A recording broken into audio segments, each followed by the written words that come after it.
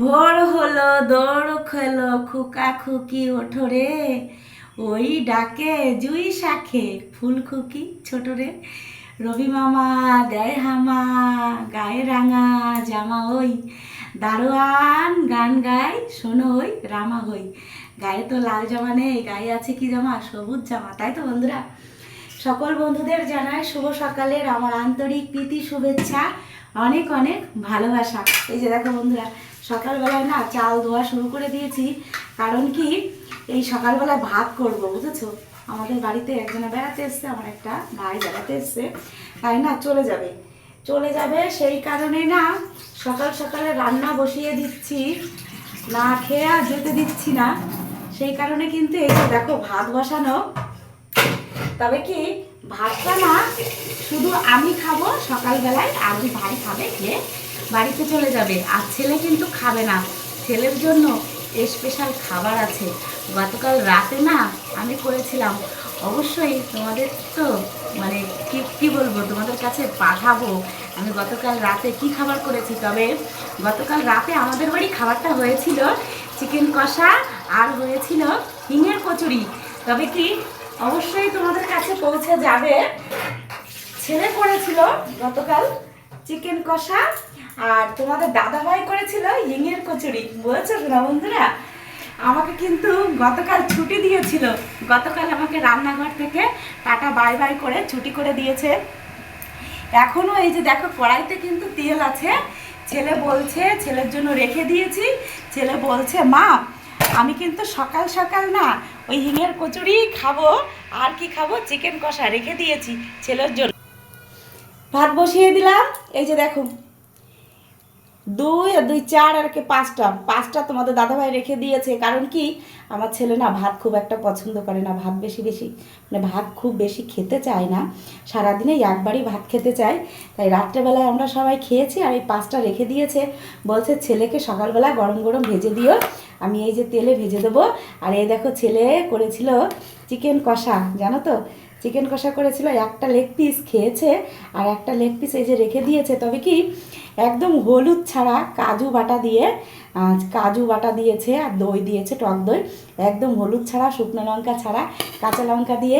আমার দুটো ছেলেই না রান্না করতে খুব ভালোবাসে। আমার ছোট ছেলেও রান্না শিখে গেছে, আর বড় ছেলে তো হোটেল ম্যানেজমেন্ট করছে, হোটেলেরই তো শুধু রান্না বান্না নিয়েই থাকা। আমাদের বাড়িতে সবাই আমরা রান্না বান্না ভালোবাসি, তাই ছেলেও কিন্তু মাঝে মাঝে রান্না করে। এই যে রেখে দিয়েছিলাম বললাম, এখন এই গরম গরম এই হিঙের কচুরি ছেলেকে করে দেবো, আর এই চিকেন কষাটা দিয়ে ও খেয়ে নেবে। এইবার আমি তোমাদের সঙ্গে শেয়ার করি, ভাত তো বসালাম, ভাতের সঙ্গে কি করব, শুধু ভাত? না গো বন্ধুরা, শুধু ভাত কি খাওয়া যায় বলো? শুধু ভাত তো খাওয়া যায় না। তবে ছোট্ট হাঁড়িতে ভাত বসিয়েছি, আর বাজার সেরকম না কিছুই ছিল না বাড়িতে। তোমাদের দাদাভাইকে বললাম, যে আমার সেই ভাইকে পাঠিয়েছিলাম বাজারে, বললাম কি যাও একটুখানি তোমাদের দাদাভাই বাজার করে দেবে, বাজারটা একটু নিয়ে এসো। তাই গেছিল, আদা ছিল না বাড়িতে, আলু ছিল না বাড়িতে, তাই বাজার আনতে পাঠিয়েছিলাম। তোমাদের দাদাভাই হয়তো বাজার করে দিয়েছে, হয়তো বা কি ওই দিয়েছে। এইবার দেখো কি মাছ পাঠিয়েছে। তবে আমি না সব মাছ চিনি না, এটা কিন্তু দেশি মাছ। দেখো বন্ধুরা, এটা কিন্তু আমাদেরই মনে হচ্ছে এই যে লোকালের, এই যে দেশি মাছ। কারণ কি, বরফের মাছ বা বড় সেরকম অনেক বড় মাছ আমি খেতে পারি না। এই যে দেখো দেশি মাছ। তবে আমার মনে হচ্ছে আমাদের এইখানে যে বাওরটা আছে, এই বাওরেরই হয়তো এইগুলো মাছ, রুই মাছ মনে হচ্ছে, রুই মাছ। এই যে দেখো মাছগুলো কিন্তু সুন্দর, দেখেছো? এই মাছটা তো বেশ ভালো তেল হয়েছে। এই যে মাছ পাঠিয়েছে, যে কপিস পাঠিয়েছে, আর এই যে মাথার একটা অংশ, এই একটা অংশ পাঠিয়েছে, আর মাছ পাঠিয়েছে।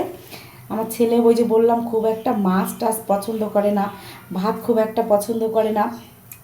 তাই আমি কি করব জানো, এই মাছ দিয়ে আলু দিয়ে একটু মশলা দেবো, খুব বেশি মশলা দেবো না, আদা কাঁচা লঙ্কা বাটা দিয়ে আলু দিয়ে এই মাছ দিয়ে একদম মাখা মাখা করে একটা মাছের ঝোল করব। আর দেখি কি করা যায়। তোমাদের সঙ্গে একটু দেখা হয়ে গেল, আর এই যে দেখালাম যে আজকে বাড়িতে এই মাছ এনেছে। তবে আমি জানি না বাড়িতে আগামীকাল থাকতে পারবো কি না, অনেক দিনই বাড়িতে আছি, বাড়িতে লোক এসেছিলো, সেই কারণে না বাজারে যেতে পারিনি। তাই মানে সকাল থেকেই তোমাদের সঙ্গে যখনই সময় পেয়েছি, টাইম পেয়েছি, দেখা করেছি। আর কালকে থেকে হয়তো বাজারে চলে গেলে কখন যে দেখা করব, মনটা তো উথাল পাথাল করবে তোমাদের সঙ্গে দেখা করার জন্য। এবার না আলুগুলো কাটতে হবে, মাছগুলো ধোবো, মাছগুলো দিয়ে পরিষ্কার পরিচ্ছন্ন করে আলু কেটে মশলাগুলো গুছিয়ে নিয়ে রান্না করব। আজ এই পর্যন্তই, তোমাদের সঙ্গে দেখা করলাম। সবাই ভালো থেকো, সুস্থ থেকো, ঈশ্বর সবার মঙ্গল করুক। তবে কি আজ না বলেছিলাম তোমাদের যে মায়াপুরে যাওয়ার কথা ছিল, তবে একটু সমস্যার কারণে তোমাদের দাদাভাই দোকানটা বন্ধ করতে পারলো না। সেই সমস্যার কারণে আর যেতে পারলাম না, না হলে হয়তো এখন মায়াপুরেই পৌঁছে যেতাম, মায়াপুরেই থাকতাম। তবে ঠিক আছে, বলছে কালী পুজোর সময় যাবে। কালী পুজোর সময় সুদূর বাংলাদেশ থেকে আমার একটা ভাই আসবে, সেই ভাই আসলে কালী পুজোর সময় নিশ্চয়ই যাবে। তোমাদের দাদাভাই কথা দিয়েছে। ঠিক আছে, আগে কর্ম, তারপরে ঘোরা, সমস্ত কিছু। কর্মই প্রধান, কর্মই শ্রেষ্ঠ। তুমি যদি কর্মটাই না করো তাহলে আয়েস কী করে করবে, ঘোরাফেরা কী করে করবে? তাই তো বন্ধুরা। তবে চলো একটুখানি বাইরের পরিবেশটা শেয়ার করি। ওই যে দেখো আমি ছোট্ট হাঁড়িতে কিন্তু ভাত বসিয়ে দিয়েছি।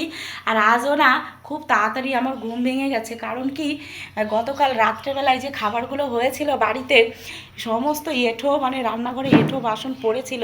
ছেলে চিকেন কষা করেছে আর তোমাদের দাদাভাই করেছে কিন্তু ওই হিঙের কচুরিটা। এইবার সমস্ত বাসনপত্র না রান্নাঘরে ছড়ানো ছিটানো ছিল, সেই কারণে না আমার ভোরবেলায় ঘুম ভেঙে গেছে।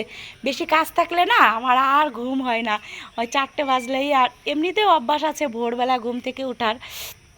এই যে দেখো সকালবেলা কিন্তু ঘুম থেকে উঠে মন্দিরে গেছিলাম, আশিবাসি জামা কাপড় পাল্টে ঠাকুরের মন্দির ঝাড় দিয়ে পরিষ্কার পরিচ্ছন্ন করে তারপরে তোমার ফুল তুলে গুছিয়ে রেডি করে রেখে এসেছি।